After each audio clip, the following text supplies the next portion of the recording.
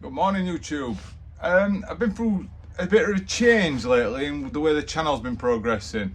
Obviously, I started this channel off as a gardening channel, Gummer's Garden, and then it slowly progressed into a fitness channel and a running channel. But to be honest, it puts a lot of pressure on the running, whereas I don't really feel any pressure to do the gardening one. So I think I might just, make obviously still like a family vlog type thing where I do the holidays and stuff. But also mostly orientated towards the gardening aspect of it now. So lately we've just moved properties and it's got quite a large garden and it's got a greenhouse. As you can see, I'm in the greenhouse right now. And I've got an idea. I'm going to build some raised beds in the side garden because the garden's quite large. So this is the area that I'm planning on putting the beds in. As you can see, I've already got the compost bins and I have the strawberry patches. I've just done some of it for now. As you can see, it's quite a large garden. So, and I've already got, let's take a walk down here.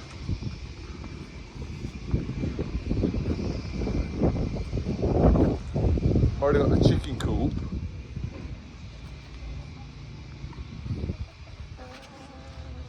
Chickens, a little dog, which have been brilliant layers, these girls. I think I pretty much had 3 or 4 eggs every single day for the last year. What have they got in there today? It's a rock. I've had some rice for the breakfast. But yeah, that's their chicken coop. And you can see, look at the gardens, good size. So I'm gonna swap the camera over and I'll show you what I mean. So as you can see, there's plenty of garden, little eggs. So I'm thinking, just so you can see the whole thing. Imagine there's an imaginary line going from that post to that post there. Yeah, that one.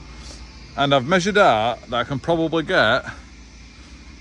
I'm aiming for 8x4s feet beds running along with the fence line this way, and then running so 1, 2, and 1. So it's going to be 1, 2, 3, 4, 5, 6, and 7 beds. 7 8x4 beds I'm aiming to put in there. So with the beds, obviously it gives me so much more growing room. I don't know if you can hear it good. This doing building on a property over that way. I mean, that way it's just all fields for miles and miles, but this were all fields, and they've put some 4-bedroom detached houses. So this is going to be a pumpkin patch because it don't get full sun, but my wife always likes to grow pumpkins. And like I said, this is my strawberry patch. It was all like that, but I've thinned some out for now. So as you can see, there's hundreds of strawberry plants in there. That's literally on my job. That looks like maybe chives there or something. Thins my jobs. I've got my compost bins there. This is my greenhouse. The windows need cleaning. In my greenhouse so far, I've got some rosemary cuttings have started. I've got a spider plant that I've just started for now. I've just got to cut enough things.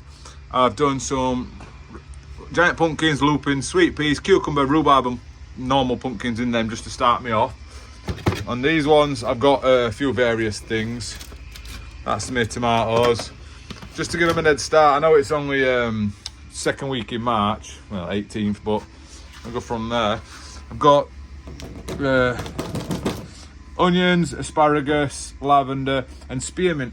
Me and my wife and kids, we love asparagus, but as you know, it takes 3 years to grow, so it's not really the most practical vegetable to have when obviously we're military, so we couldn't really plant long-term in gardens because it were military housing. And just stuff like that, we can never really grow it. And the allotments that we've had, same again, we've not been on the allotment long enough to have it as a asparagus beds on it. So that's going to hopefully be a primary goal of ours. Well, my wife's primary goal is pumpkins. She loves pumpkins. Not to eat, don't get me wrong, just to look at. But that's going to be a primary goal of ours, is to get the asparagus on the go. I have managed to save, looking around now, my mint and my chives from the previous years. And I'll show you what I mean with strawberries I've just took out of that bed outside.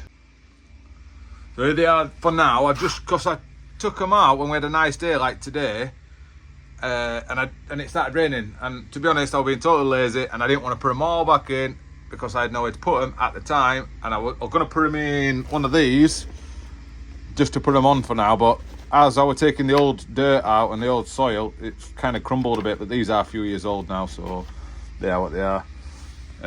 So I just thought I'll put them in there for now, just to keep the roots warm, so they don't get any frostbite on them. They're not be staying in here. This is going to be tomatoes and chilies and cucumbers, possibly. This is just a random plant I bought from greenhouse. It says here it's a pink fountain scents, but it were down at £8.50, and I think I got it for 50p, something like that, because it's obviously dead. So I thought for 50p I'll take a gamble on that and hopefully it comes back.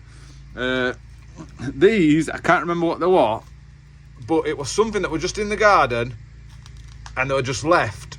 I didn't plant them, it was something were there, chicken food were there or something like that. So I wanted to do them as an experiment.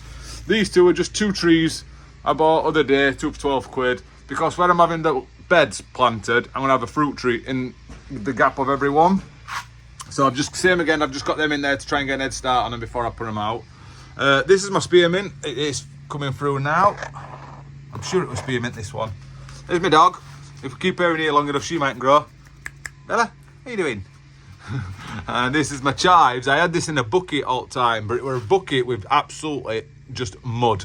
So it's really, really crap, clayey mud. So hopefully now I've put a bit of organic material in there that can come round. My greenhouse is not massive. Let's take a few steps back for you. Don't trip over the dog. But it is big enough. It does have some sort of, whatever this little weed type thing is, but it does come out really easy. So, and the dog just doesn't care. But that's why there's a little gate on it, so we can keep our little legs out and stop her from getting involved. Can't with us. But yeah, that's about it from here. Got lots going on, lots and lots of jobs to do. Like I said, I've only just moved in sort of 3 weeks ago, and we're really, really busy. I bought the wood.